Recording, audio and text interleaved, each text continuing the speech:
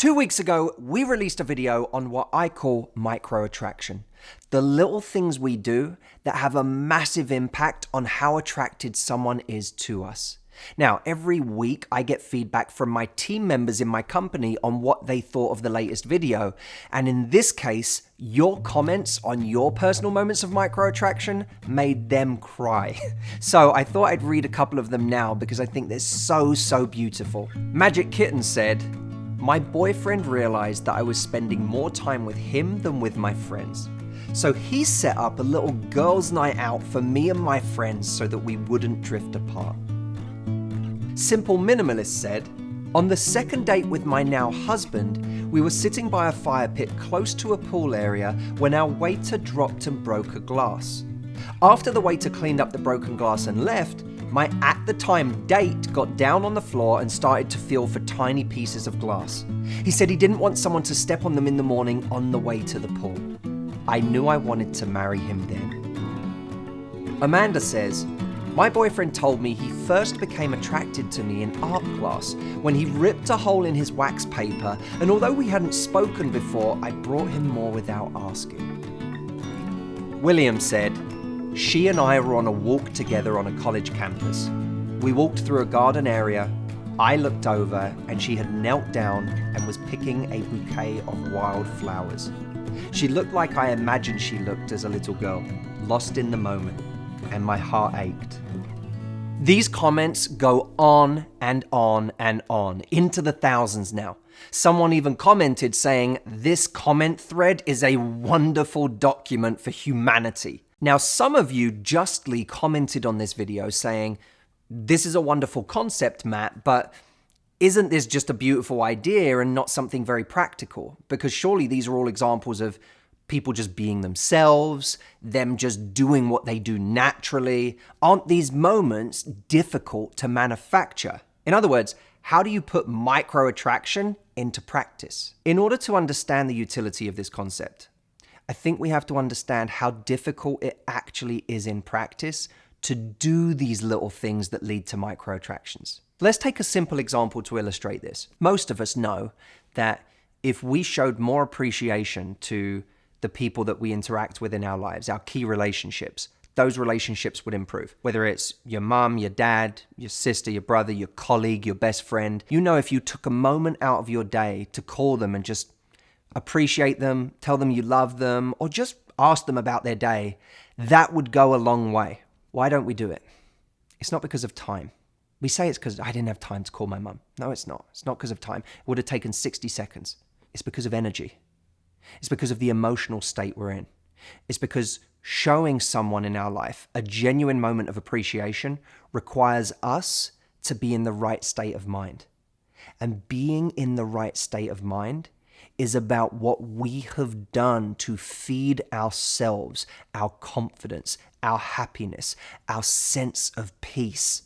Because when we're feeling all of those things, we all of a sudden have space to do the extra 10% that other people notice. That other people are noticing the tip of the iceberg, the outward, external, surface level manifestation of the work that we have done to ourselves internally that has created a sense of peace and happiness and made us feel in control of our lives. Because when we are peaceful and happy and in control, all of a sudden we have space to act in a kind way, space to act in a generous way, space to be playful and joke and flirt. Those things come from us being happy in the first place. That's why when you're in a good state and you have had a great day and you've been productive on an important project and you managed to go to the gym and you managed to drink that green juice, when you've done all of those things, you get a kind of positive momentum where you say, "And I'm going to call my mum. And I'm going to flirt with this guy at the coffee shop right now because I'm feeling good and I'm feeling in the right state and I'm feeling happy right now." So even though the examples of micro-attraction that you all wrote seem like small and simple things to do, they actually tell a story of someone who has done significant work internally to be the type of person that would do them in the first place. I experienced this firsthand at the beginning of January. November, I finished my retreat. Right afterwards, I had to fly to Australia with Jameson, with my brother Stephen, to film a TV show. And my time zone was off. I was being yanked around doing all sorts of crazy hours of working. I wasn't eating properly. I wasn't training at the gym. I'd lost my routines. And then to compound that, I went from Australia straight into the holidays back in London at the end of the year, where my mum was feeding me all sorts of foods that were delicious, but also not very good for me, where I was sleeping in, where I wasn't very active. I was just continuing that cycle. What happens now is I don't feel like I'm feeding my character. I don't feel like I'm doing things that put me in a right state of mind. I don't feel I'm in control of my life in quite the same way. And that can't not affect your self-esteem, your confidence. And when that gets affected, you stop doing the little things that actually create attraction with other people. All of those little moments, whether it's a moment of generosity, a moment of kindness, a moment of appreciation, a moment of gratitude, a moment of flirtation or sexuality or fun. Let's look at this a different way.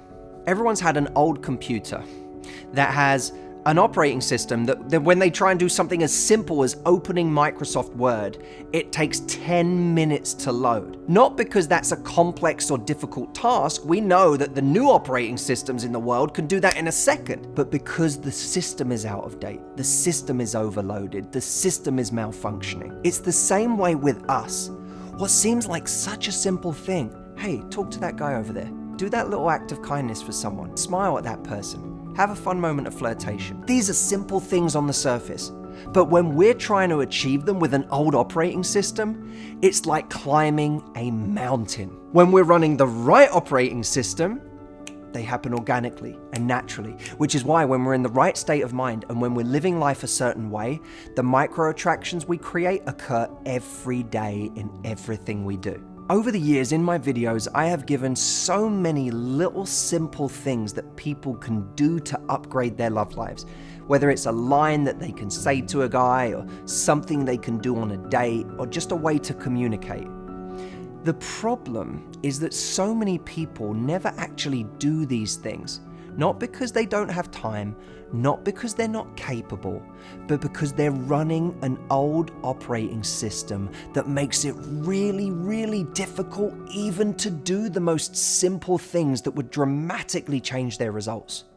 We need to upgrade our operating system. Now, the thing that I'm really grateful for is that whenever I have a period of time where I'm out of sorts, like the last couple of months, I have a way of snapping myself back to my true character, to my best state, to my best life. And I've put myself through 2.5 weeks of like an intensive crash course for my body and my mind and my psychology through all of the tools I've ever learned. I mean, through everything that I teach on my retreat program. This is literally the system I give other people that I ran on myself in the last few weeks that puts me back in the right routines, the right mindsets, that brings my time management back so that I'm not fighting fires and I have control over my time again. The acts of self-love and self-care that make me feel confident. The things that I do to create balance in my life. The ability to refocus on the important projects in my life instead of procrastinating. I have done this for myself in a radical way in the last couple of weeks, and it has completely changed my psychology. I mean, I feel amazing making this video, genuinely. I've been high all weekend around Jameson, being excited about making this because it's very real to me right now. I've just had to do this for myself. I think this is such an important concept, and you, all of you, have helped to lead to this point because your comments, your debate have precipitated this conversation. So I want to thank you for that, and I think because of the narrative that you've helped create, we've arrived somewhere crucially important. The everyday behaviors that create micro-attraction are what show character. But in order to have those behaviors, we need to build character at the foundational level. If what I'm saying is resonating with you and you are with me, you are committed to this journey together this year, do yourself a favor and try the retreat. It's at MatthewHusseyRetreat.com. And as always, I will see you next week to continue the journey.